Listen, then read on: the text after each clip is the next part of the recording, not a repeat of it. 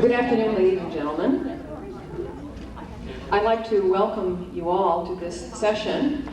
This is our 22nd annual North Idaho College Popcorn Forum, and this week we've been addressing the very interesting issue, the great mysteries of our time. My name is Mona Klinger, and I'm a speech instructor here at North Idaho College, and I think I'm really very lucky to be the moderator of this particular panel. Thank you, Tony and committee. I hope most of you were able to attend the session this morning where we had our distinguished guest, Dr. Raymond Moody, speak on the phenomena of near-death experiences and life after death. And our session this afternoon, which runs from 1 until 2:30, is to continue the discussion. And part of that discussion will be insights from our panel members that are before you. The other part of this session will be that we will open our microphone to questions from the audience or response from the audience. We hope that you will feel comfortable enough to ask questions. If you don't feel real comfortable asking questions, you can pass me little notes and I'll be happy to ask the questions for you. First, I would like to introduce our panel members, and then I will ask the panel members to give a perspective on this very important issue, and then we will have the question and answer period. I think first, though, we will introduce Dr. Raymond Moody, if he will raise his hand and give him a warm welcome.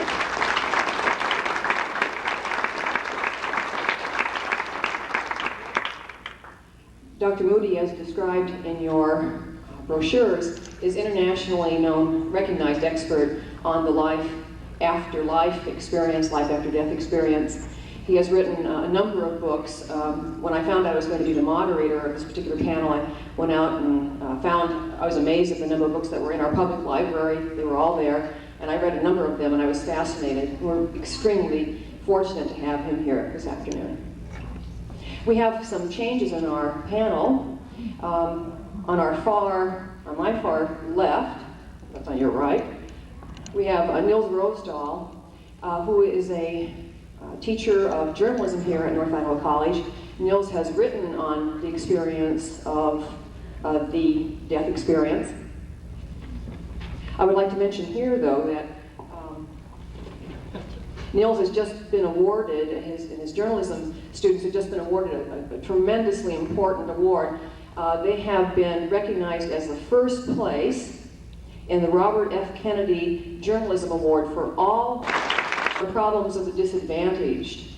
And part of this award will be that Nils and a number of his students will be dining with Ethel Kennedy. My goodness. And Nils is being very careful now to practice what fork he uses. Happy to have Nils here. Next to Nils, we have Joanne Brogan, who is the director of the NIC Nursing Department. Let's give her a warm welcome. Of course, Dr. Moody. And Dr. Moody, I will tell you, as a speech teacher, I thought your presentation was wonderful this morning. You got A+. Next to Dr. Moody, we have a minister, Gary Roberts. He is at the Church of Christ, and he is sitting in for Reverend Dave Shaner. Let's give him a warm welcome.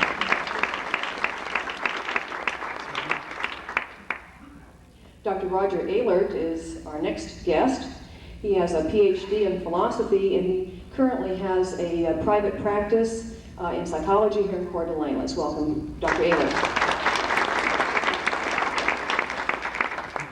Very important person in our community sits next to Dr. Ehlert, and that's Reverend Richard Hermstead. He is the pastor of Trinity Lutheran Church here in Coeur d'Alene. Round of applause. And finally, we have Joan McEvers, who will speak about the fact that she had 2 near-death experiences. And so now I'd like to open,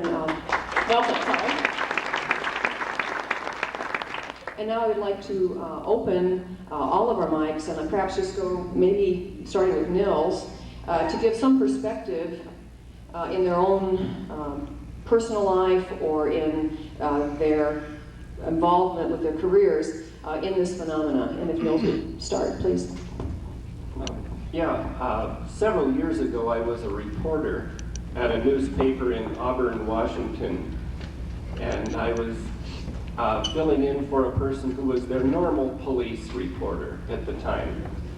And we heard the police radio announce that there was a drowning. And Nielsen, our room's bad. Can we have everybody stand so I can see back there? Oh, sure.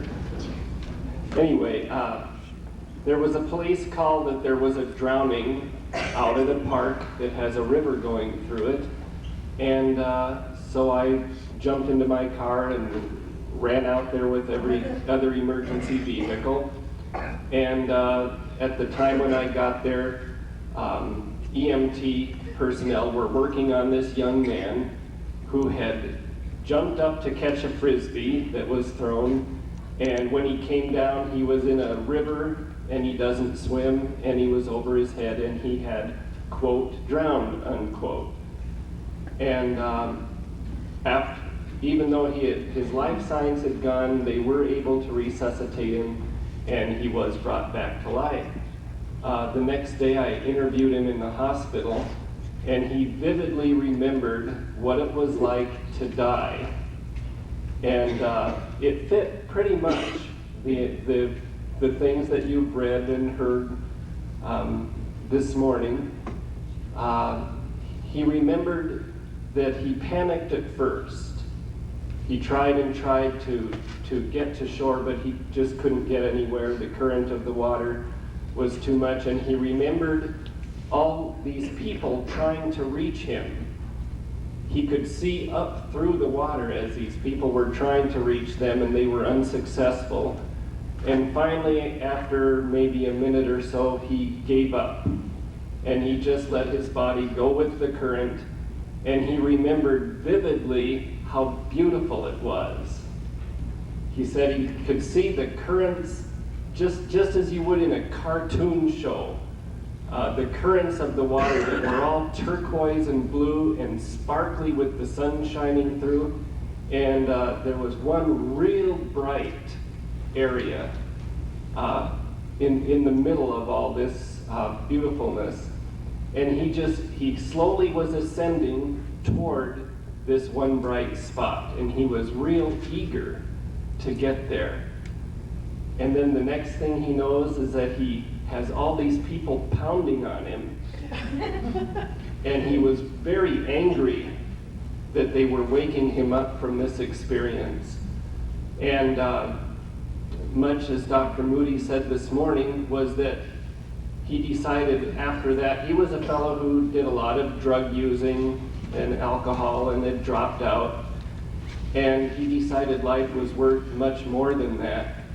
And I haven't, of course, that was 18 years ago, so I haven't followed up on him. But at that time, he had just decided life was worth pursuing and kind of changed himself at that point. So that would be a perspective that I come from. I would also like to probably have a question for Dr. Moody after the panel has all given its short spiel up here. Thank you.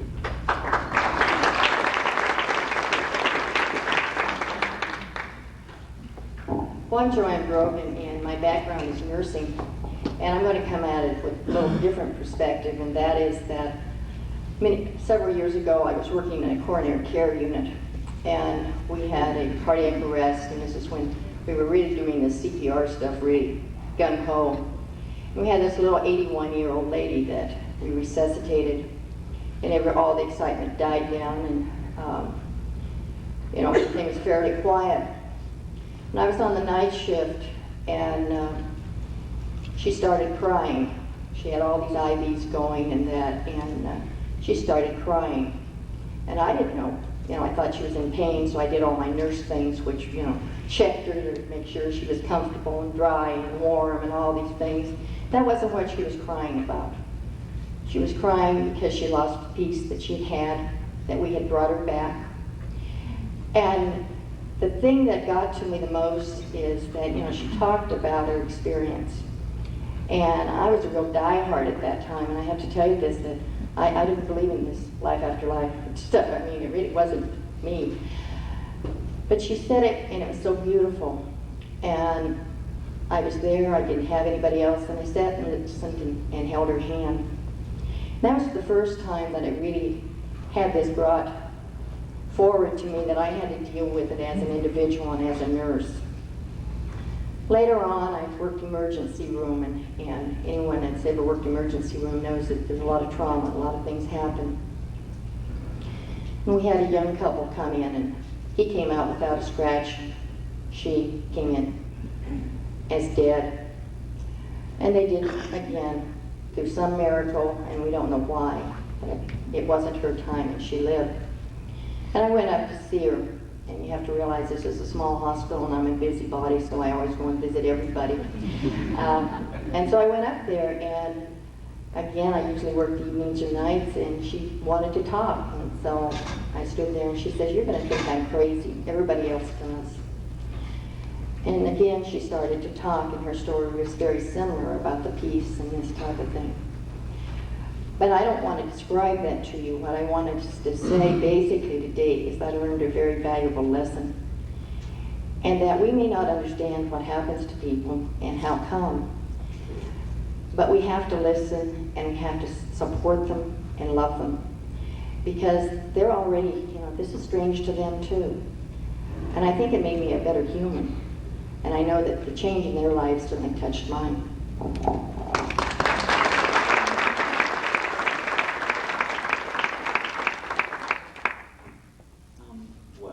I'm Raymond Moody, and actually Joanna's remark there reminds me that obviously in a situation where you have an hour to talk about this, there are many aspects of it that are you can't bring up. And one of the aspects of it that is really most important to me, since I'm a medical doctor, is the clinical aspect that you were just talking about. And I think that it's a pity in a way that there's so much emphasis placed on the possible connection of these experiences with life after death, because I think that the most important thing that we can know about them, that is, that where this is really knowledge that can be put to application, is the clinical side of it. Because whatever one's ideology about these things may be, whatever one concludes that they may be, we do know that they happen to a high percentage of patients who undergo cardiac arrest. And so for that reason, as doctors, we have to be able to, first of all, to be there to listen to the patient, because they really have a great desire to express this, to tell about what happened to them. And secondly, to reassure them that they're not alone, that it's something that happens to quite a few people who almost die. That's still necessary because, I think all of us who kind of read and follow the news and read books and so on, I think we get this idea that the public is much more informed than it is. And in fact, by and large, what I find in the clinical situation when I'm called in by physicians to talk with someone who's been through this is that still there's a lot of people out there have never heard of this. And very typically when somebody is resuscitated and has this happen to them, they think, oh, I must be the only one who's ever been through this. So to reassure them that they're not alone, and also to intervene with the family in such a way as to prepare them for the changes that are going to be coming around in this person, and to reassure the patient's family that it has nothing to do with mental illness, but that they can probably expect some changes in the personality of the person. Also, just one more remark is that I'm beginning to feel that there's been a sort of change in our society, a very gradual one over the past 15 years, where it seems to me that we are, as a culture, becoming much more open to altered states of consciousness. People don't feel as frequently now as they did 15 years ago, that when something like this happens to them, they have to keep it secret.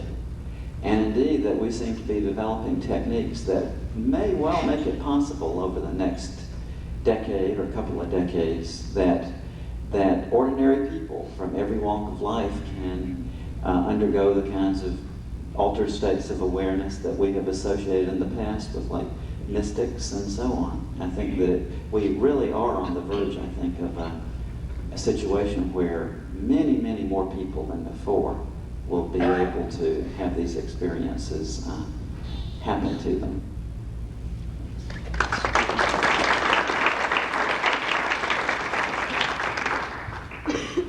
Hi, I'm Gary Roberts. I'm with Church of Christ. The bulk of my work is done with dealing with relationships in families, with children, mostly with marital couples. There are some things that Dr. Moody said that were of particular interest to me. Before I go into those, I'd like to make a brief statement that I think we all tend to want to make sense, to somehow order our world, and in that attempt to do so, we look at things and we make beliefs based on our attempts to make sense out of our world. And I think that's real important for us. What I would like to see is more energy put into scientific study of this kind of thing, but also what do we do with it once we decide whether it's true or not. And once again, Dr. Moody said that people that come out of this experience have some very definite changes, and those changes are that they tend to place their number one priority in relationships, learning how to love one another. And clearly the Bible bears that out. The number one and number two commandments that are given in the New Testament are to love God and to love our neighbors as ourselves. Those are God's number one priority. And here we have people coming out of a near-death situation drawing that conclusion. That's very interesting and very refreshing to me. I don't know whether what they see is reality or not. To me, the conclusion that comes from that and what they do with their reality, and I believe it is their reality, is more important than whether I can make my reality their reality. Thank you.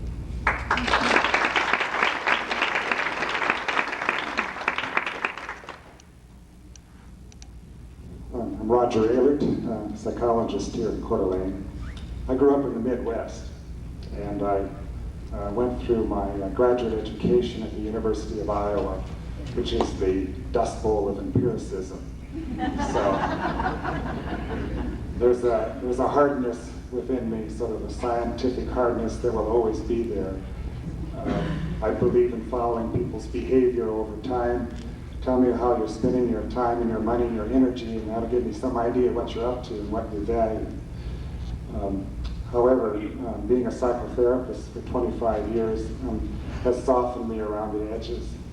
It's inevitable when you're with people and you begin to realize the beauty of their inner work, the utter complexity of who they are, and the tremendous courage they show in dealing with their own growth. But you cannot help but recognize that learning how to love yourself and to love others is one of the key things we're working on. So Gary, I can only concur, even though I may have come from a somewhat different perspective, that whatever can happen so that we can love ourselves and others more is delightful. So my questions today will have two a couple questions from the more skeptical or scientific part of me, and a couple questions from that place more of curiosity and interest. I share with you that I've been a person that's always curious about things ever since I was very little. Sometimes the cat would get into trouble with the explorations, but I've enjoyed the process. And the first kind of question would be along the line of how Dr. would account for the differences that have occurred in the research in the field. I know that Dr. Rawlings, in his book Beyond Death's Door, a 1978 book, for example, emphasizes how many people have had hellish experiences. And perhaps reality is complex enough that like the proverbial elephant, one person's hanging onto the trunk and the other has a firm grasp on the legs. But I wonder about the nature of evil, which is one of the classic philosophical questions, and whether you might spend some time with that. Also, from the more skeptical point of view, there doesn't even seem to be consistency within the data of people reporting. Within your own book, the the Evergreen study and the Ring study, 71% of the people in the Evergreen group reported body separation, and only 37% reported that in the Ring study. So it seems to me that there's a tendency to smooth over the nature of reality, and that reality has rough edges. It doesn't always fit together perfectly well. To paint this picture of consistent behavior that I thought I heard you saying some. The questions more of curiosity have to do with what are the specific ways that you create the possibility of communicating with a dead person. You said that in your work in the last year, and I wondered exactly how you're going about that. And secondly, I'm very curious about the connection between hypnotic regression and the near-death experience, and if you see some ways that those are the same or different. Thank you.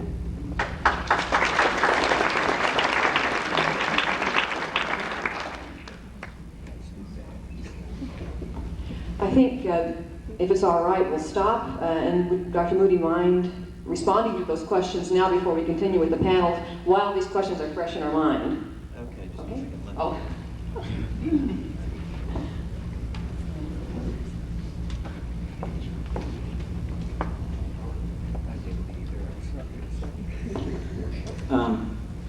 Well, with regard to the last question first about this way that we've developed here, first of all, I want to say that I'm not at all saying that we have created a way of communicating with the dead.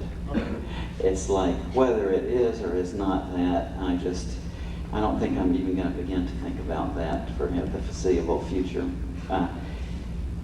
And also, I want to say at this point that I'm not being secretive, because in fact I had presented presentations on this.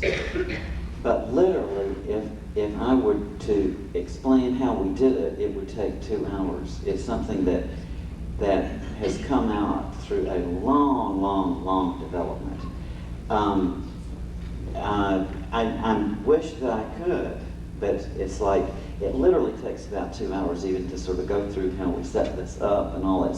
It's a very complicated thing. So if you could just sort of hold off on that one. We will get it published soon, and I think very soon it will be coming out and so on. The reason I was talking about it in connection with the near-death experience, of course, is that seeing apparitions of the deceased is a part of the near-death experience in many cases. And so at least we've been able to facilitate one part of that and look at it in a more systematic way. Now, about the questions about like the Rawlings book, that is the only study in which somebody has said that they got a significant proportion of negative or hellish experiences.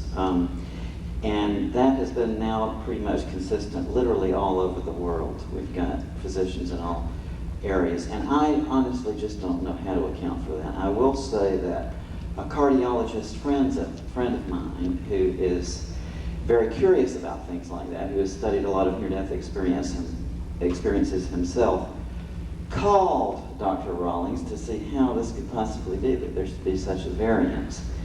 And he said at that point that this person said, well, I really didn't talk to these people. I saw them on TV or on one of those PTL things or something like that.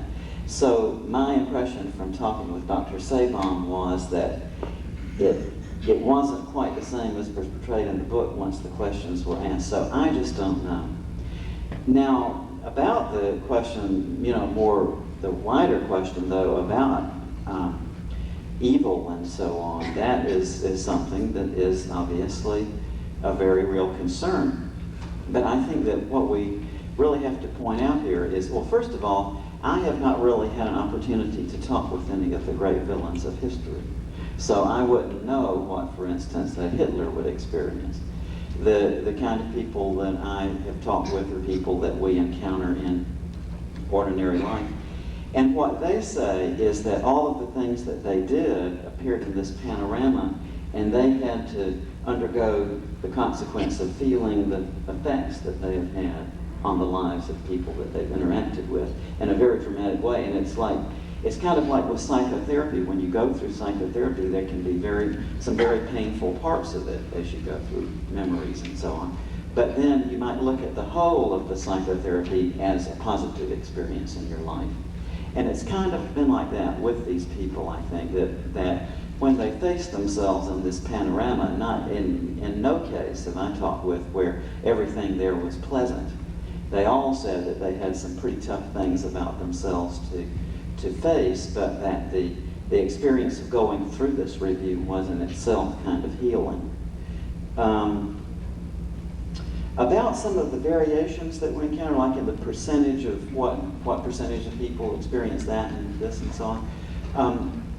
Sometimes we're dealing with very different populations of individuals. Ken Ring, for instance, did his study at some Connecticut hospitals, and I think the Evergreen study was just in, not necessarily hospital-based, but that they had gathered reports of people who were willing to talk about their experiences with close calls with death.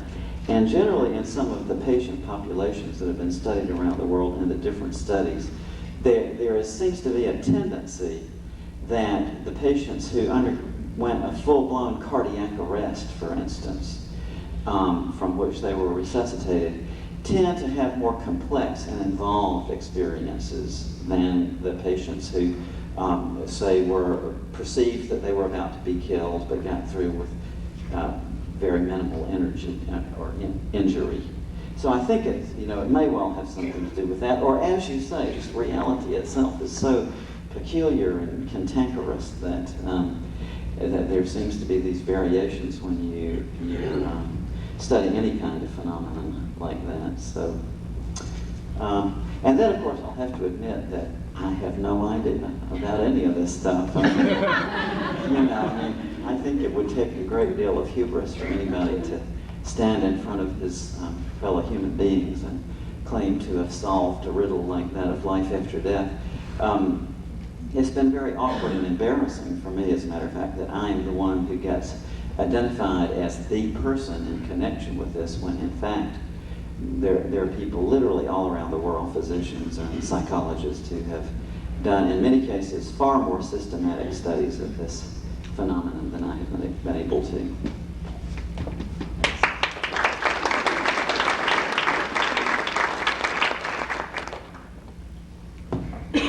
Richard Hermstead.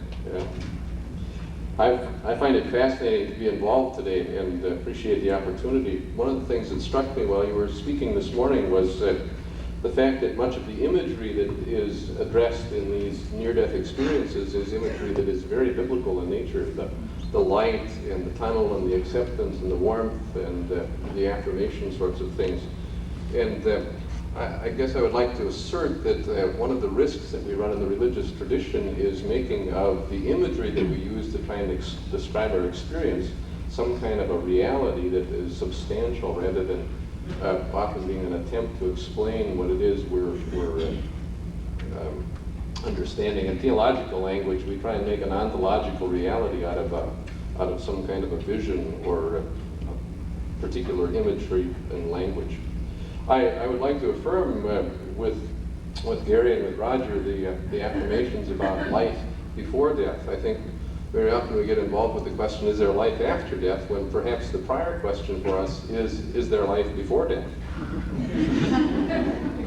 And I think that's an important question, and if indeed it is the case that people come back from these experiences with an awareness that it's important to deal responsibly and compassionately with our brothers and sisters, then I think that's an experience that is worth sharing and passing around, because it helps us to put into perspective some of the things that are indeed valuable in life. Along with Roger, I also had a question regarding the whole question of evil, but mine was a little bit more specific in terms of the imagery of the religious tradition, or the Christian tradition in particular, about hell. And Roger mentioned hellacious or hellish experiences. In most of the reading that I've done about this sort of thing, I have not run across images that would express that. And I'm wondering how you might interpret that in regard to the religious tradition on the one hand and people's experiences. I have some of my own ideas, but I'd be glad to hear yours.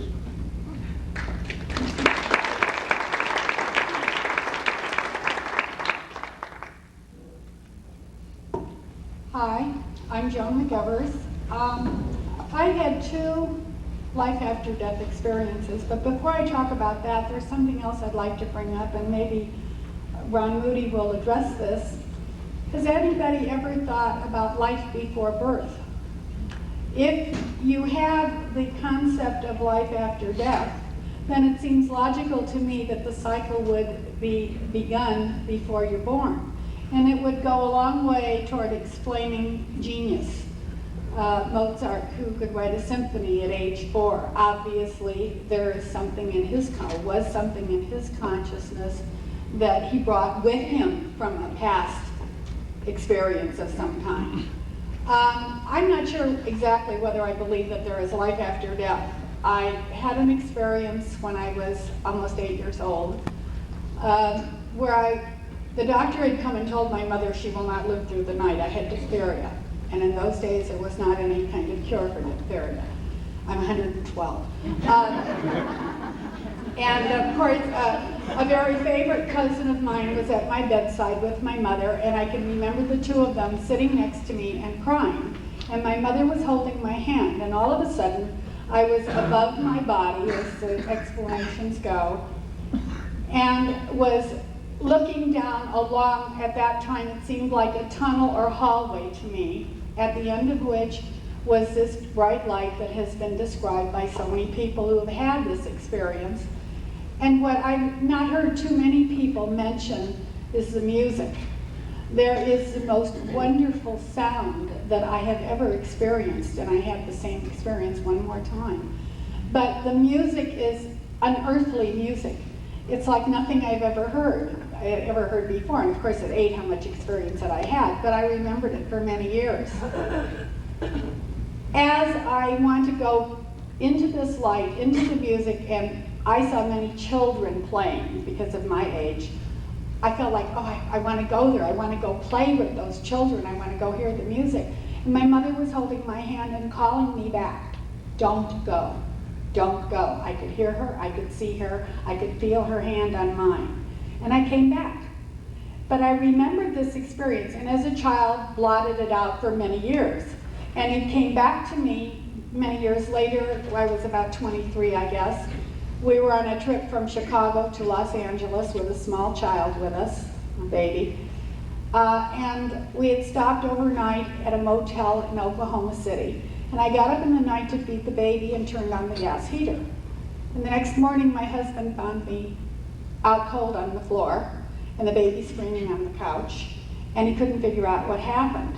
Well, packed me up, I revived and packed me up in the car, and we're driving that afternoon through Texas with very cold. We had all the windows rolled up, and all of a sudden I was gone, up above the car. I could see into the car, and I could hear this music again and see the light. And what brought me back was I heard the baby crying. And I came back, and I never discussed that experience. He said, "What is wrong with you?" I said, "I don't know." Well, when we finally got to California and somebody explained about unvented gas heaters, we realized what had happened. I'd inhaled carbon monoxide and it was in my system. Now, whether the second experience was actually a death experience or not, I would not be sure, but the first one was. But it had affected my life in ways that I would not see for many years. But I began to understand that I apparently had some kind of a mission here. I had things to learn. I wasn't ready to leave yet. But it has made death and what comes after, if there is an after, not scary to me. And I have been able to help people who have been in situations where they're dying to get across the barrier and understand that it's nothing to be afraid of.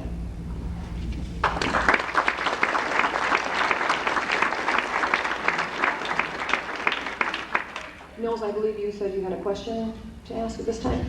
Yeah, you ready? I'm ready. All right. First of all, this morning you said that when they would enter the bright light area for the panorama picture, the people that they saw that they knew that had died and they were now seeing them, the old people or those who had died of disease were very healthy, looked very healthy looking. My question, this is just a real brief one, and then I have a better one. The question is, if a person that experienced this near death was in an accident or something to that effect, in which they were injured or if they had a bad disease, did they see themselves as whole and cured, unscarred, whatever? Well, yes, actually, I can think of a few cases like that I had that were very interesting. A friend of mine who had his near-death experience when he was painting or working on a billboard, and he fell onto high-tension power wires and then fell further down onto the ground and broke his back and lost 2 legs in the process. And this is one example of a number that I've had like this. And he said that there he was out of his body watching the people all around his body. And he was curious as to what was going on over there. So he went over and he saw that body lying there, and he said, oh, he felt very sad for this person who was, without legs and so on. And yet Andy, my friend, said that he was completely whole. And they say that they still feel that they are in a kind of body, although it's not the kind of physical body that we are in, and that it's different, but they say they have some difficulty in describing how it's different. The second question I have then, several people espouse that they have the one true religion. Okay, if this panorama is a positive one that they are entering, take example, a glimpse of heaven maybe.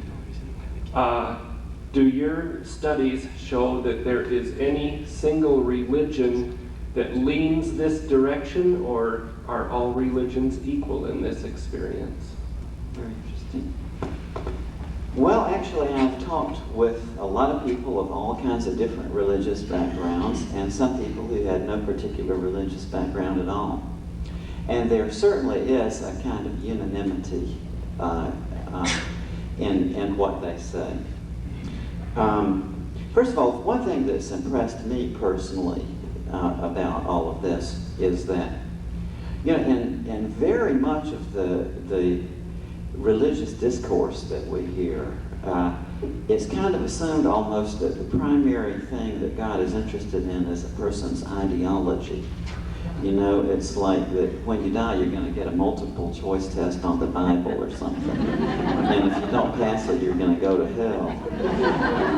And the reason I'm so interested in this, and I think, we've seen a great outbreak of kind of fundamentalism in the past few decades, not just fundamentalist Christianity, but fundamentalist Islam and fundamentalist communism and fundamentalist Judaism and all of these things. And it kind of strikes me that all fundamentalism is the same, whatever they call it. It's like basically the attitude is that the primary thing is to do with cognitions, and if you can get a rigid set of cognitions that are absolutely correct, then everybody can be happy. But then the difficulty with that is that, it never works, and so they always have to have some way to threaten the people that don't subscribe to that rigid ideology by either saying that they're going to be consigned to the dustbin of history, or that they're going to burn in hell, or whatever the particular mechanism is. And and also another thing I've noticed about them is that they don't have any sense of humor. When you look at them, in Iran, they look the same as the fundamentalists anywhere, that serious, dour look on their face, the rigid body posture and all. What I would say about it is that the people who go through an experience like this, a kind of spiritual experience, tend to come away with not so much the ideological component of religion as being an important thing, but more with the heart aspect of it. The love and the things really that are sort of said by all the great spiritual traditions of mankind. Now, I will say one thing too, that by and large, people who go through this come back saying that what they decided after their experience was that denomination doesn't count, and that they have come back with a kind of appreciation of all of the spiritual traditions of mankind. But two people that I know who've had very profound experiences. One, a woman named Vi Horton, who was raised a Southern Baptist and converted after her experience to Catholicism. And my friend George Ritchie, who was the first person I ever knew who had a near-death experience, who was born into the Presbyterian faith. And both of them made the same observation. Now, George did not convert to Catholicism. He is now a Methodist. Vi did, but they both said the same things. And they remarked to me that of the religions that they had studied after they had their experience, because this sort of fuels people with a great curiosity about how people throughout history have looked at spiritual issues and so on. And both of them made the observation to me that of the religions they had studied, the ones that came closest to what they experienced were Catholicism and Mormon religion. That what they saw in their visions was more or less consistent with what they had learned about the thought of these two religions. But also both of them said that it really doesn't make any difference about denomination, that essentially denomination is a human concern. And that Vi said that the reason she converted to Catholicism she wasn't thinking that only Catholics go to heaven or anything. She was just saying, she just decided to do that since that was the closest to what she had seen. Thank you.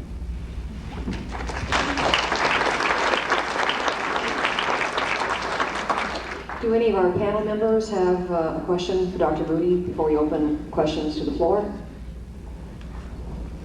I would like to know your feelings about life before life. Well,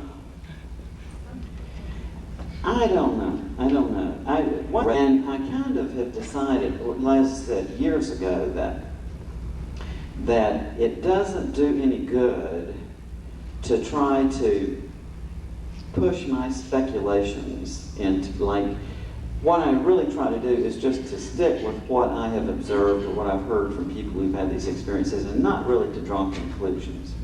Because I think it's kind of silly, really, for a human being to think that we can do that we can know what it's like.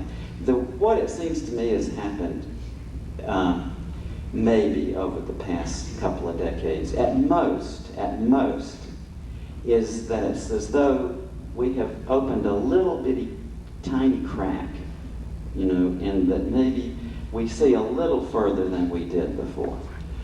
But then, beyond that, to speculate as to what it might be like, I think is not very productive. But I will say that I had an experience with my son, who is now 20 years old, and who, from the time of his birth, has been filled with kindness. This child is so sweet. He has a wonderful sense of humor. He's very bright. He's just completely loyal to his friends and nice and so on. And this is something that happened to me. I can no more deny it. I know what happened. When he was 3 months old, he was sitting in his high chair in Greenville, North Carolina, where we lived at the time, and just sort of babbling, and I was playing with him and so on, and just on a lark, and this, why I did this? I just did it because I just did it, and I'm always doing odd things. I just looked at him and I said, "Hey, Ave," I said, "listen, say Avery. Come on now, say Avery," about 6 or 7 times. And at that point, he smiled, and he literally lit up. I mean, not with the light you would get from a flashlight or something, but with something else. It was just quite astounding. And he smiled at me and he said, "Avery." And he didn't say his name again until he was close to 2 years old. And my feeling about that situation was that I just had the distinct feeling that he was letting me know that he knew that he had been someplace else. That's the closest I can come to the way it made me feel. That's the only thing I've ever experienced that leads me to think about that. I did some work with the past life regressions and so on. I conducted about 200 of those and did some myself. But unlike how I've been very deeply touched and so on by the near-death experiences, the past life regressions was kind of another thing. I wasn't really impressed with that. I was impressed with it in the sense that it certainly told me something about human consciousness that I hadn't read in any of my psychiatry textbooks or my psychology textbooks, that there is a remarkable dimension of our mind that we can tap into that can be very productive. As a matter of fact, one thing I learned on my research into past life regression was that Arnold Toynbee, the famous historian, who wrote the 10-volume A Study of History, which is one of the classics of historical writing, was inspired to write his book, and he talks about this in volume 10 of his history, which I happened to pick up in the Washington, D.C. train terminal one day. I was just lying there, and I started reading this. And he talked about how when he was a young man, in about 1917 or 18 or 19, he was 23 years old, and he took a trip to Greece, and he was there in Greece for a couple of months. And while he was in Greece, he kept having these experiences in which he said, to quote him almost exactly, he said, "I stepped back through a pocket in time." And he said the physical environment that he was in would just sort of disappear, and he would suddenly find himself seeing these events that had happened thousands of years ago. And this experience so profoundly touched him, especially after in one of these cases, he saw some terrible event, I forgot what it was, and he said that so impressed him with the role of sin in human affairs that he decided after that to write his study of history. And my point here is that who knows about reincarnation? I mean, I think reincarnation seems to me like a very linear idea. And if there is anything like that when we die, I think that we're going to be very surprised I would be very surprised if we could express any kind of notion like any kind of reincarnation that might occur in the language of ordinary waking reality. I think what we would find is after we died that we would be a much more complex situation than we could conceptualize. It's kind of my sense of it. But even with that, I think that these past life regressions are really fascinating. Not from their point of view, the point of view of their possible relationship with reincarnation, but just from the astounding fact that we can do such a bizarre thing with our mind. When I had mine, it was mind-boggling to me. These images appeared, and they definitely had the feeling that they were memories rather than fictional productions. I am very good at daydreaming. I've been an inveterate practitioner of it since the age of 3. But this was nothing like a daydream. And what I was the way I got affected by the past life regression thing was that up to that point in my life, I had never had even the faintest interest in history. But after my work with past life regressions, I decided for the past 5 years, that's the main thing I've been reading is history, and I have now actually been accepted to graduate school in history, so that's what I'm going to do. So it has that kind of effect on me. I think that the point I'm trying to make is that we really don't have to make outlandish inferences about these altered states of consciousness, that we can just sort of appreciate them for what they are, and that we can use them for very interesting kinds of things. That's what people in Greece did. I've been working lately on a book on the temples of Asclepios, among other phenomena in ancient Greece and the ancient world. where these ancient societies used altered states of consciousness in a very systematic way, and used them to help people solve problems of living and this sort of thing. And they had these institutions called the temples of Asclepios, which were in existence for 1,000 years, where you would go and under the tutelage of these priests, you would undergo what they called dream incubation, in which you would experience these vivid waking visions, not like dreams exactly, but waking visions which would profoundly transform their lives. And what's happened in our society is that we have made this kind of unofficial. I mean, you're like, this is nonsense, and people aren't encouraged to look into this sort of thing. But what that ends up resulting in is that very creative individuals, Thomas Edison, Charles Dickens, George Sand, Robert Louis Stevenson, Edgar Allan Poe, many, many other creative individuals have spontaneously discovered these things, these ways of entering into very unusual altered states of consciousness, and bringing back the great creative productions which we all enjoy, and then sort of assume that, well, that's only because Thomas Edison was a far more advanced genius than I am, and so, you know, he's something beyond me. In fact, the techniques that Edison used to get his inventions and his creative ideas are ones that we are very regularly now teaching the people who come to this institution that I've developed for workshops. So the point is that I think that we really can put altered states of consciousness to work for ourselves in a very great way without having to address at all the metaphysical issues of whether they are really penetrations into other dimensions of reality. Was there another question on our panel?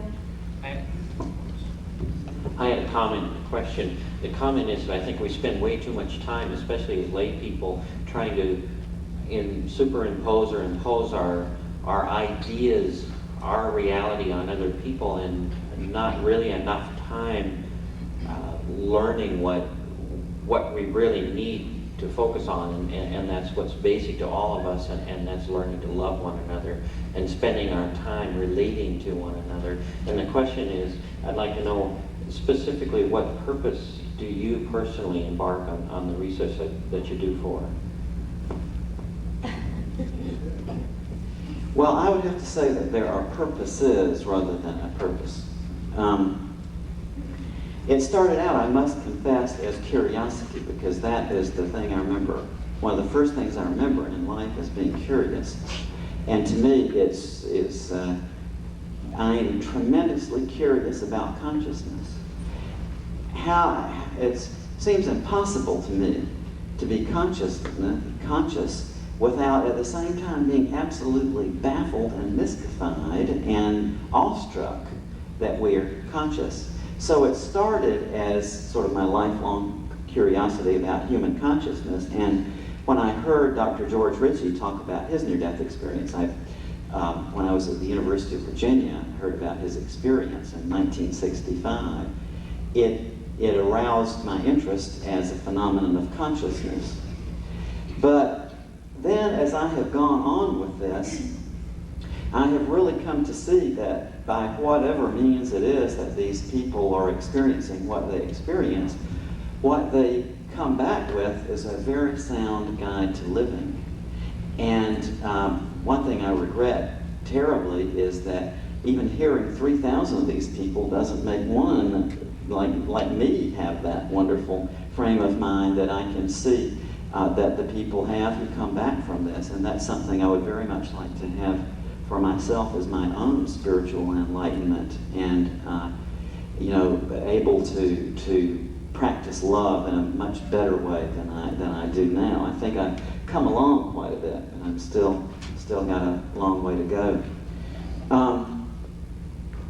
And then the next part of this, that's another level of it, is the personal, and the personal feeling that it is, as you said, the most important thing we can do is to learn how to love each other.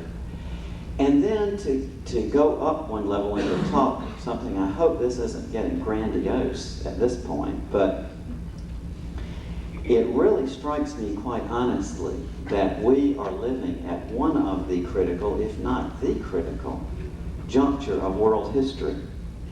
And without, I hope I'm not being pessimistic or anything, but as I look at this picture, it seems quite clear to me that very shortly now that we're going to have to decide as a planet that we've got one of two, that the ways of proceeding very soon are going to diverge very rapidly.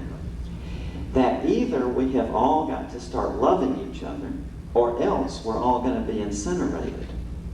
Because with nuclear weapons and with all of this environmental pollution and so on, it doesn't take many people to, if just 2 or 3 people decided they were going to steal some nuclear weapons, and they could pretty much mess things up for all of us. So, I don't know, but it seems to me possible that the only way that we are going to survive as a species is to come together in some spiritual way. And, if I don't think I'm alone in thinking that. I heard Gorbachev make a similar remark last December, that, he felt that the only hope for what was the Soviet Union would be for people to come together in a spiritual awakening and so on. That's scary in a way because you don't want it to get into the ideology, like people with ideologies and so on. But if we could make some sort of genuine change in people all over the planet. One thing, I have never in my life been a soapbox kind of person, but when I went to Czechoslovakia, I saw things that have really made me just want to stand up, and if I had some way of getting to the American people and saying, look, we've got to wake up. This is a very, very critical situation over there. And it's like when I met the people in Czechoslovakia, over the 10 days I was there, about 8,000 people I met, including a lot of the cabinet ministers, and these people have been in prison for 70 years, and they want so much to learn how to live in a free society, but they have no idea what to do. It's like I would talk to even very intelligent people, very well-educated people, psychologists, physicians, and so on. And they would be talking with me about life in America, and I'm talking about their society, and I would say to them, well, what you really need to do, one thing that must be done, is to have in your Constitution a Bill of Rights. And the response I got was, what's that? They don't understand the most fundamental things about democracy or freedom or free societies. And what they really want, all of the people out there that I asked, well, how do you feel that Americans can help you? It was never once did anybody say send money. What they all said was that they wanted people to come over to educate them about free society and so on. And I talked with some of the cabinet ministers, for instance, who told me that one thing they are observing is that the Czechoslovakian people are really being freaked out by the democratic process because they were all raised in a society in which if there is a variant opinion expressed, then the secret police come along and that person disappears. And so now, naturally, their response to, their ingrained response to disagreements is one of heightened anxiety. So what these cabinet ministers were saying to me is that it's like what happens is that when they see the battles that we take for granted in a free society as part of the process, when they see this, it's really, really disturbing to them. So the health minister of Czechoslovakia said to me, freedom is a very fragile thing. So I think, to me, the most important thing about this that comes out of this on the higher level like that is that we really do need to get busy as a culture to help out the people in Eastern Europe and what used to be the Soviet Union, because they really are, desiring this, and it seems to me to be the natural thing that we should go do it. So I'm taking a group of Americans to Czechoslovakia in May and June, and none of us are politicians or anything, but we just thought we would go over and through the university system talk about basic things about democracy. Václav Havel himself said that he thinks that if we are to survive, that the only thing that will bring it about is a worldwide revolution in human consciousness. He said that to the Congress of the United States.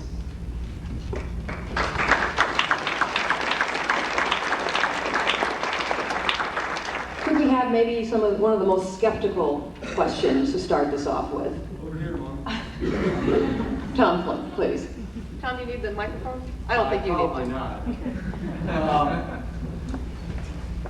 It may take me a couple of minutes, and well, as quickly as possible, to sort of spread this question out on the table.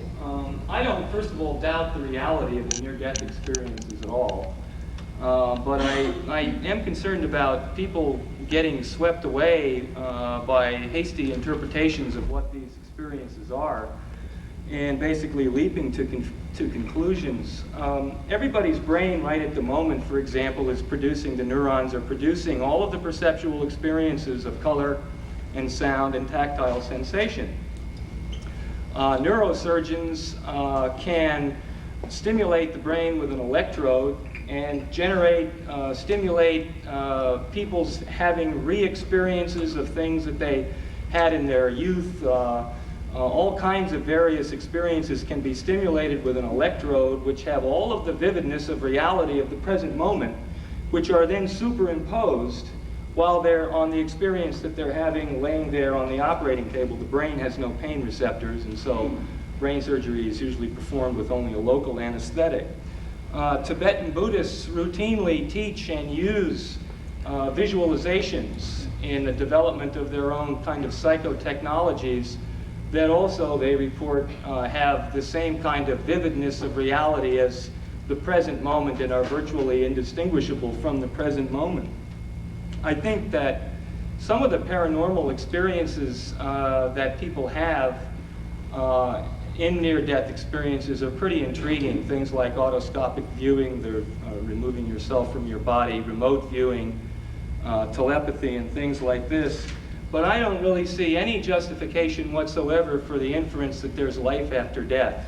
I'd like to believe in that myself. I don't operate with ideologies, and I would like to believe that, but I find no particularly persuasive evidence of that. Everything that I've heard so far is perfectly consistent with brain activity. And since these people have not ultimately actually really truly died, there's every reason to believe that it's oxygen deprivation, various kinds of last-ditch neuronal firings that are accounting for these kinds of experiences. So my questions are these two. Is there any evidence other than subjective impression and or wishful thinking in what you've researched that there is life after death?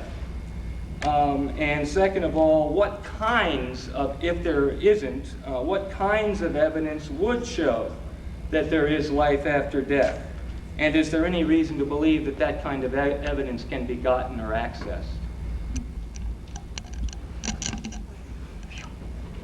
Well, as I said at the first thing I said at the front of my lecture was that I don't believe it either.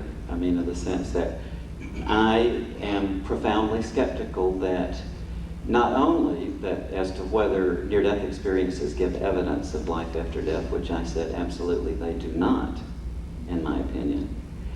But not only that, I am profoundly skeptical that science, as it is currently articulated, will be able to give scientific evidence, and I can't imagine what that would be like. I taught symbolic logic, very interested in scientific method and so on, and I can't imagine what it would be like, what sort of evidence there could be scientifically of a life after death. Now, going beyond that, I think that the most we have is judgment. And there are, of course, all sorts of issues in life that we face every day that science cannot enlighten us on with respect to either way. I think that it's ultimately a matter that people are going to have to make up their own minds based on what they experience. And so that becomes a matter of judgment. And probably everybody is going to come to a judgment about whether they accept that there's a life after death by somewhat different means. So, as I said, the only way out of that I could see is that, although I don't think that science will be able or can now give evidence that there's a life after death, it occurs to me that it may be possible, and I'm underlining may be possible, within the next few years, because of systematic inquiry, to come up with a reliable way of facilitating in normal people experiences which will resolve the doubt for those particular people. As a matter of fact, we've already done it. But still, that's totally irrelevant to the issue of proving that there's a life after death. I'm just very, very skeptical that there could be scientific evidence or proof in any conventional sense, or any sense that I can imagine, that there's a life after death. But proof and evidence is one kind of thing, and then settling the question for somebody is a different thing. And what we have with these people who have been to the brink of death is that in their mind the question is settled. And they all realize perfectly that, they're not interested in arguing that with anyone else. As a matter of fact, the most common thing they say after this is, I don't want to talk about it with anybody because I know, just you had to be there, sort of thing. And that's a very unsatisfactory argument for the rest of us, but they're not really trying to engage us in a debate. It's like, so I think it's, one analogy I've often thought of is that if you set up a chess set and the board and all the pieces there, and you sat two people down by it, and just before they started playing chess, you said, well, just a minute, just one thing I want to tell you here is that you've got to play this game by the rules of tic-tac-toe. That wouldn't be quite fair because chess is a lot more complicated activity than tic-tac-toe. And if, and this is a hypothesis, like by hypothesis, if these near-death experiences are trips into another dimension of reality, then what's involved is some sort of transaction between this level of reality that we're in and some other potential hypothetical level of reality. But what I understand science to be so wonderful at, which it is really good at, is determining issues within this level of reality that we're in. And I think if we try to start, pushing science in that direction, it's kind of fruitless. Now, also, though, if you look back at the history of science, there have been some pretty dramatic leaps, and whether there will or will not be something in the future where someone comes along and conceptualizes procedures in a new way and comes up with some new way of proceeding or way of thinking that none of us have thought of yet, we just can't say. And I tend to be dubious that something like that would occur, but then I always hate to make projections like that because when you think of the things that have been settled, that it's incomprehensible even a year before somebody thought it up, and then somebody thinks up a way of finding out something, and lo and behold, it works. So yeah, I think it would be very counterproductive to put this into the context of scientific debate and argumentation. I just don't think it can be done. Just try and make a quick response.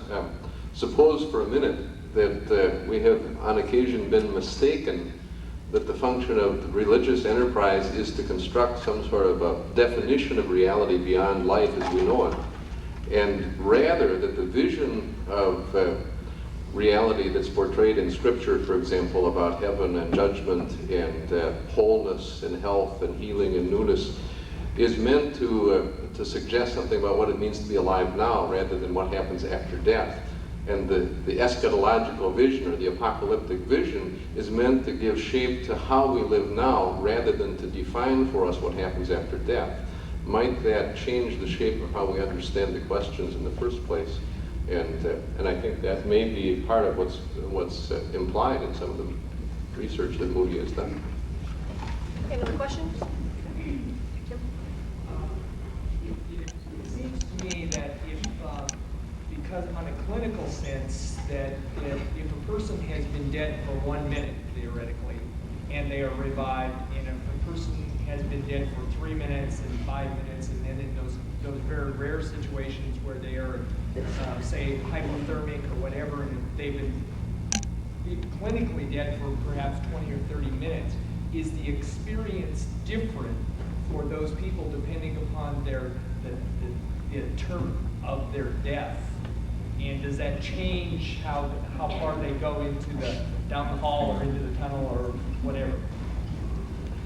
Well, yes, it definitely seems to. In terms of the concept of death, as was alluded to over here, really none of these people were dead, because there's a peculiar thing about that word dead, that by definition it's the state that you don't get back from. So if anybody gets back, no matter how far gone they appeared to be, they weren't really dead by that definition. But that raises some paradoxes, because what we have there is a kind of absolute statement, the state from which one never returns. But then we have to establish that criteria. We have to establish that statement or proposition in any given context by very relative criteria. And so what tends to happen historically is that the criteria gradually shift, although the meaning of the statement is presumably the same, because they've developed techniques of CPR now that can bring people back that from a state that 50 years ago these people would have just been dead and that's the end of it. But now we do something else and we find that an appreciable proportion of them come back. But there is a definite tendency for the ones who have extremely lengthy cardiac arrests to get further into this. And it's not in every case, but there is definitely a trend. The most remarkable case that I know of personally is of a friend of mine named George Rodenaya, who is a wonderful man who is from what used to be the Soviet Union. And George was a dissident from the time he was 14 years old, which is a remarkable accomplishment for which I congratulated him and he accepted. Because at age 14, his poetry got him into trouble. And some years ago, he had managed, through the intervention of Jimmy Carter and Henry Kissinger, to get permission to leave. And when he was at the last office that he had to go to get something stamped, his family was already at the airport. A car, which obviously was the KGB, swerved up on the sidewalk quite a distance down the street and ran over him, and then the driver ran away. And George was taken to the hospital and, despite the best efforts, pronounced dead. And this was on a Friday evening. George, they put his body in the cooling drawer. And on Friday morning, when the pathologist came in to do the autopsy and inserted the scalpel, George's eyes popped open. And he is now quite alive and has one of the most phenomenal stories to tell that I have ever heard. His wife actually had his grave dug over the weekend, and George has never been a Marxist. He was an archbishop in the church over there, Eastern Orthodox, whatever, and so I guess he had some possibility in his mind, that there was a life after death. But his wife was a Marxist, and she became very, very afraid of him after this experience. It just so totally unsettled her life view. But now I can happily report that she's just doing great now. She's they've moved to Texas, and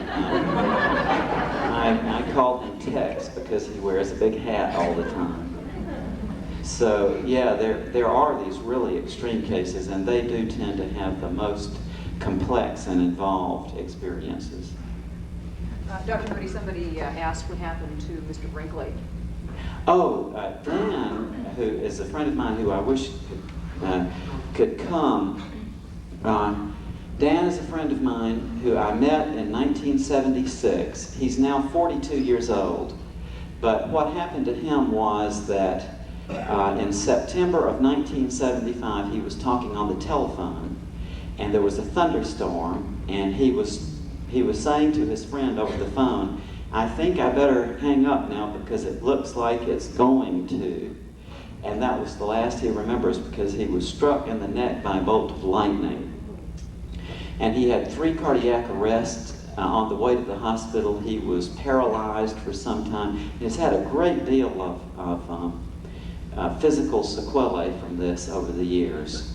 And he had a very profound near-death experience, which is one of the most remarkable that I have come across. And he, then in May of 1989, I got a call from his friend Franklin, and she said, "Raymond, please come over to the hospital because Dan is dying." The doctors had told him that he was going to die very quickly unless he had an artificial aortic valve put into his heart. And he was refusing to sign the consent form for the surgery. And I knew exactly what was going on because he had always told me, as many of these patients do, "I'm ready to go back." You know this. And so I went over there, and this was I've never seen that color on someone who actually did live. It was blue, black, purple was his color. And you can't imagine it. You know, I know the mind will prevent you from imagining that color. It was just absolutely astounding. So I was talking with him, and I said, "Well, Dan, is there anything I can do for you?" He said, "Yes." He was sitting there, they had him propped up in the bed. He was coughing up chunks of blood. And I said, "Is there anything I can do for you?" He said, "Yes. Please go get me an Arby's roast beef sandwich." But I found myself in a very interesting situation with Dan, that I just said, I couldn't say these things that people always say in those situations. "Oh, Dan, you've got a full life ahead of you," and all like this. I just said, "Hey, Dan, listen, please, for me, sign it," because I just couldn't stand to lose my friend. And at that point, even though he had been laughing and talking, at that point he really got upset, and he said, "All right, damn it, I'll do it." And he slammed his fist down on this tray they had rolled over there, and he started crying. And so he signed it, and they wheeled him immediately away into surgery. He had surgery a couple of hours later. And 30 hours later, somebody went into the recovery room to check on him, and he was missing from the bed. He had climbed out of the bed and gone down the hall to take a shower. And he's clearly quite a remarkable person, but it's really, really amazing. I took him to my psychology classes last quarter, and many days he went with me to talk with the students, and the students have been absolutely amazed by this person. We've gotten letters from these kids saying, "That class changed my life forever." Like, very, very amazing person. And the reason he couldn't come is that we really do have to keep him. It's like he tends to be so energetic that sometimes we just have to stop him and say, no, look. And so I didn't feel it would be right for him to come at this time. Joan wonders, did he ever get a sandwich? We went out and got the sandwich, but by the time we got back and we had that conversation, and they wouldn't let him eat it. We have a question over there. Lady in the second row.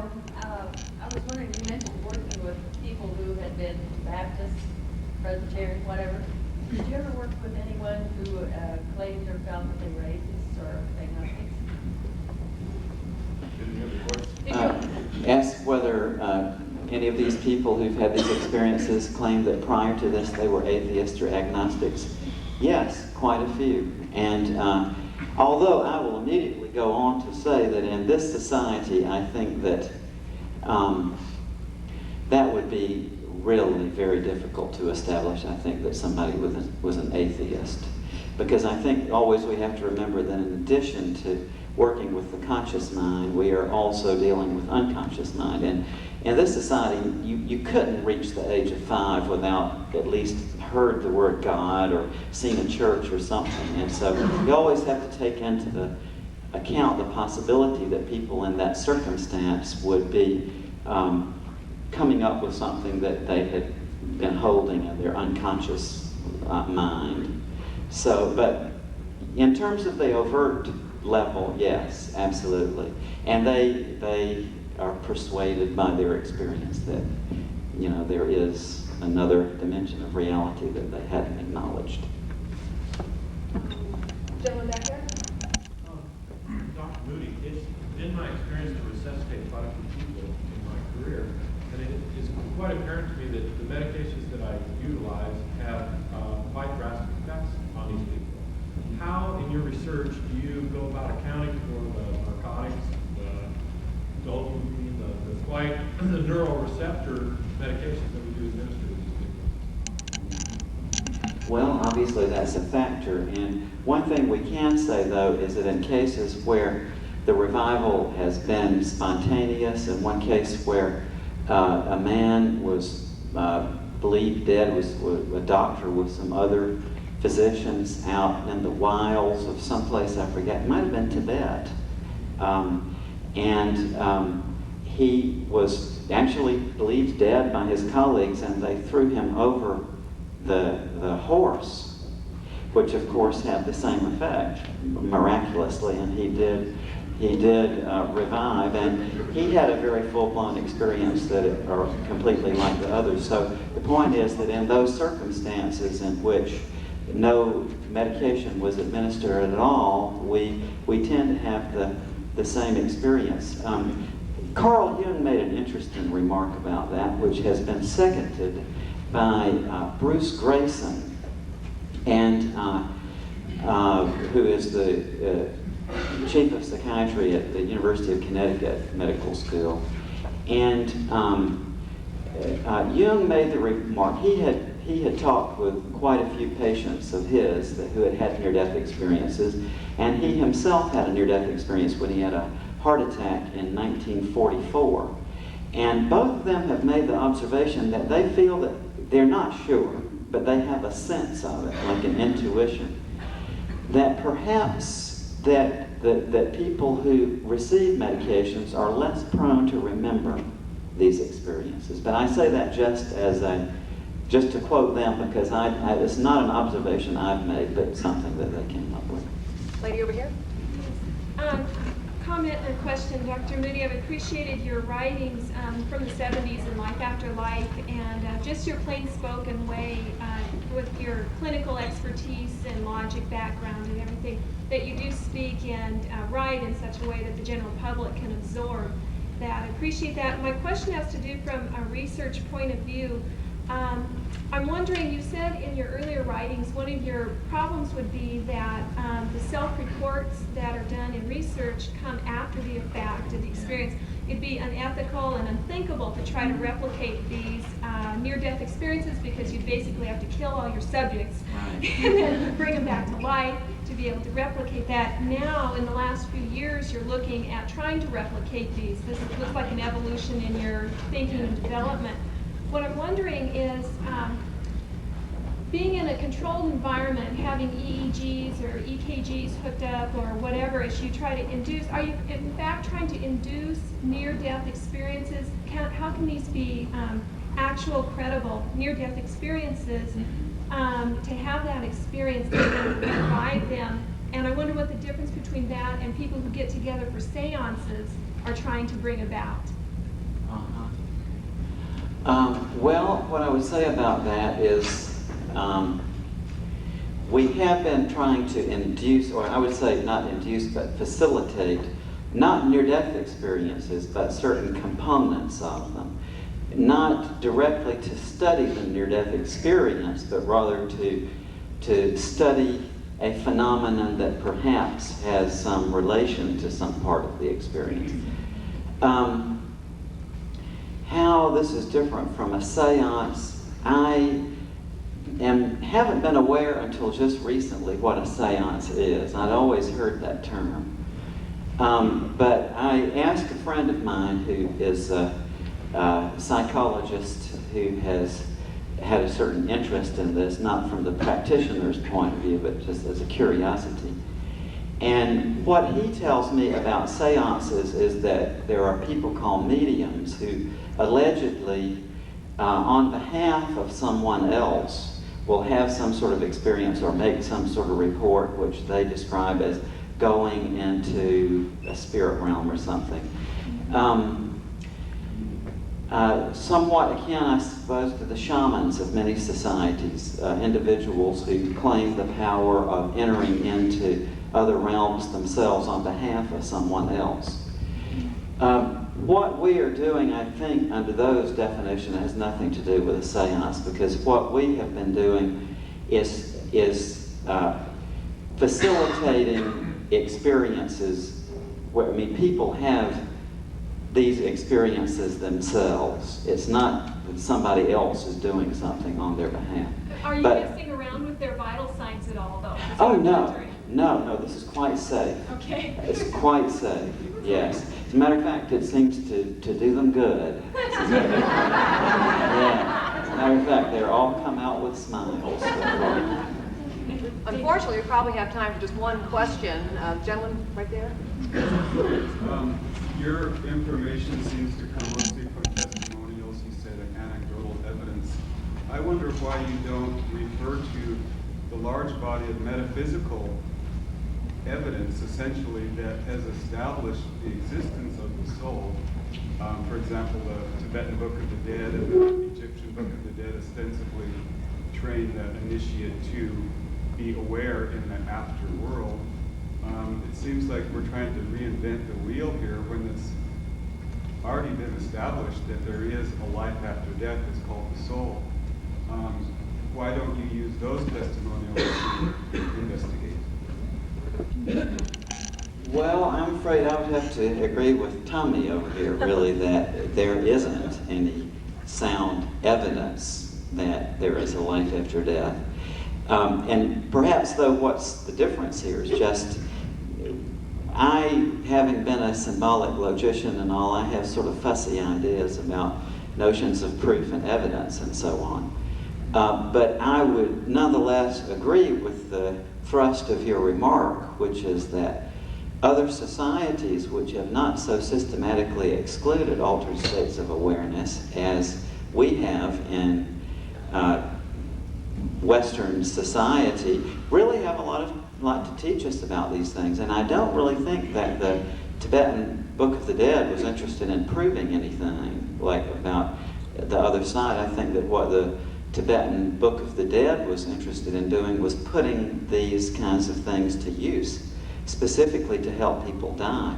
And I think that that's something that we can very definitely do. That some of you may know of or even been members of a wonderful organization called the Committee for the Scientific Investigation of Claims of the Paranormal. And basically, these people have a very, very good aim, and what they try to do is to point out that a lot of this stuff that comes out is just very, very mushy, and that we have to maintain our critical faculties about this. But I think, on the other hand, that a lot of the criticisms from that kind of point of view sort of assume that if we open up in our society to these altered states of awareness and so on, and to these different phenomena, and offer them in acceptance, then we will be right back to the medieval witch trials with burnings and all like that. I don't think that we have to assume that that will happen at all. My guess about what might well happen is that that we can do both at once, that we can go back like the Greeks who used, and the temples of Asclepios used these visionary states to learn things about themselves, that we can do this and bring about spiritual advancement even in ourselves, and hopefully better, more happiness, without having to plunge back into the horrors that some of the superstitious beliefs of the past brought about. And I think one reason that we can do that is through modern communication. These things can be brought out into the open.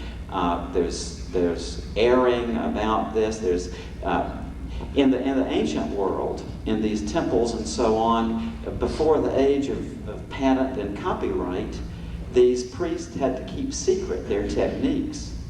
What we're seeing nowadays with these new techniques of inducing altered states of awareness is that the people who learn about them and facilitate them are very careful to describe exactly what they do and how this is done and so on. And I think that we really might very well benefit by opening ourselves up to some of these things, like as you say, the Tibetans were aware of.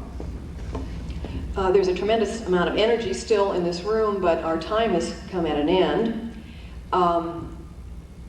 What's wrong with a wonderful session like this is that so many of you want to ask questions, but we are out of time. One of the purposes of the Popcorn Forum is for us to begin to think and talk about important issues, and I think you might join me right now in thanking Tony Stewart and his Convocations Committee for putting such a session together.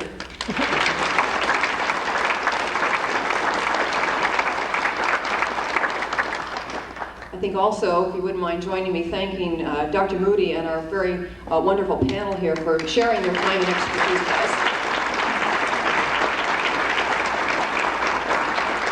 And I think Tony might have a little follow-up here. And I think all of you, it's just so refreshing to me to see you with such energy, and that's why I do the Popcorn Forum. Very quickly, I'll tell you, one of my friends who's now deceased told me some time before he died, he said, "Tony, I know what you're up to." I said, "What is it?" He said, "You're trying to get people to think." And I said, "I feel guilty. He'd be very happy today what you've done." But we do have to also protect our guest. He's been doing this for 2.5 hours. He still has a TV show to do, and he'll be leaving here. But we have another person who was on the panel last week, and she has a story that she would tell you if she doesn't mind, Dale. And then she has like a 4-minute segment on the video. And so I told her that could be another gift to you. So for you who want to stay, we will do that, and we'll excuse the panel. And Mona, as always, did an absolute super job. And Mona helps us every year, and let's take Mona.